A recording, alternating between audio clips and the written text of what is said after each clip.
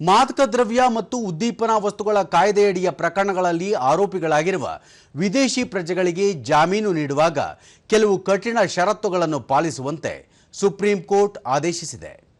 ನಕಲಿ ಶ್ಯೂರಿಟಿಗಳ ಬಗ್ಗೆ ಕಳವಳದ ನಡುವೆಯೇ ನ್ಯಾಯಮೂರ್ತಿಗಳಾದ ಸಂಜಯ್ ಕರೋಲ್ ಮತ್ತು ಆಗಸ್ಟಿನ್ ಜಾರ್ಜ್ ಮಸಿಹ್ ಅವರನ್ನೊಳಗೊಂಡ ಪೀಠ ಈ ಆದೇಶ ನೀಡಿದೆ.